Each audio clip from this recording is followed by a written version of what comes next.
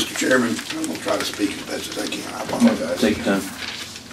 There is a body of law in Georgia that is generically referred to as the child hearsay statutes that offer certain protections to child victims who are witnesses when they have to testify in cases.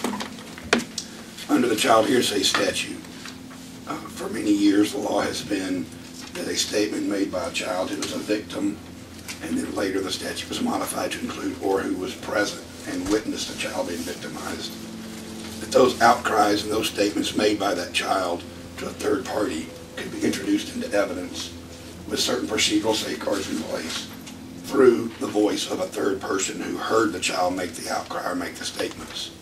The child had to still be available for cross-examination, and the court had to make certain findings. There was a Supreme Court decision several years ago, many years ago, that addressed that statute and said that the protections that were being afforded to children were okay so long as it was just the child that was the victim that had been particularly harmed by the crime, and said that the language in the statute that said, and a child who also witnesses it, that those statements could also be given the same protection. That language was struck down by a Supreme Court decision years ago.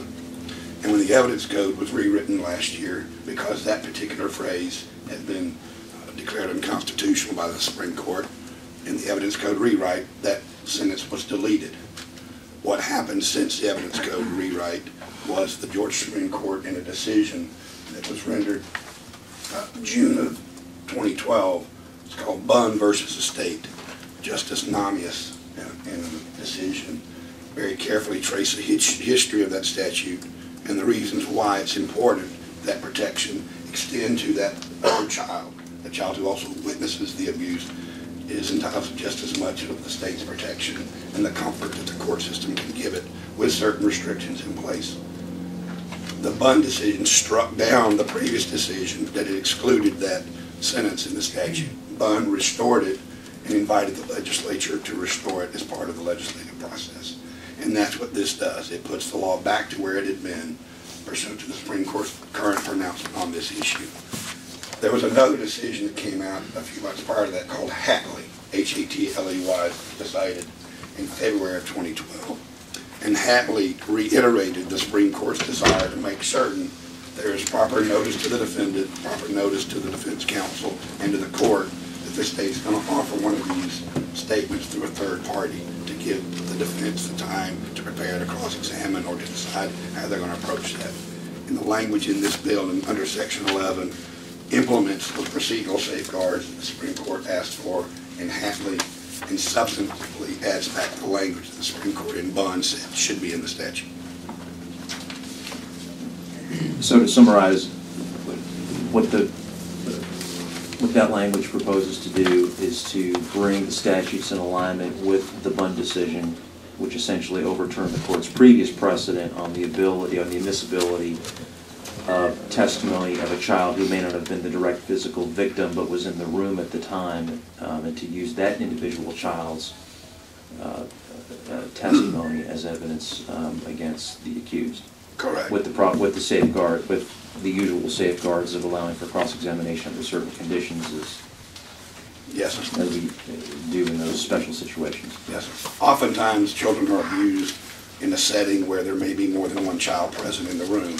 In child molestation cases, in a number of cases I've personally prosecuted, siblings may be in the same bed being molested by the perpetrator, and the child that's there while it's occurring is being just as traumatized witnessing the abuse as the child being traumatized physically. And so the protections afforded by the Supreme Court say that there's no reason for the state to separate the protections available to either child from the trauma they're experiencing and then having to come to court and testify about it. Questions from members of the committee on that provision?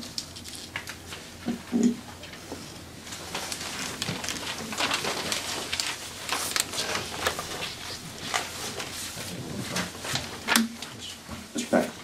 Sorry, Mr. District Attorney, that I'm bumping kind of late, but question about, it looks like you're trying to put in there as one of the hearsay exceptions. Question, I know you mentioned the state Supreme Court, but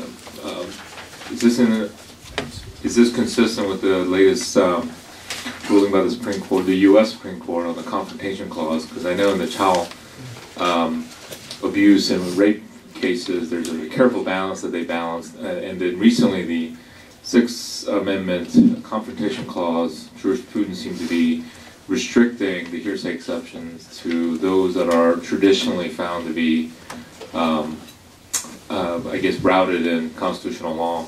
I'm wondering if the exception that we're using here has been found by the U.S. Supreme Court as one of those traditional testimonial exceptions to the Confrontation Clause.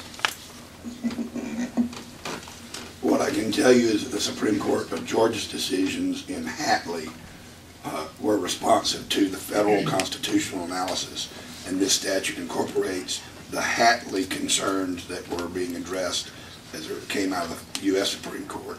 There are requirements that I think procedurally protect what this legislation is trying to do, embodied in this legislation, from federal scrutiny or from, I think it's in compliance with the federal statutes.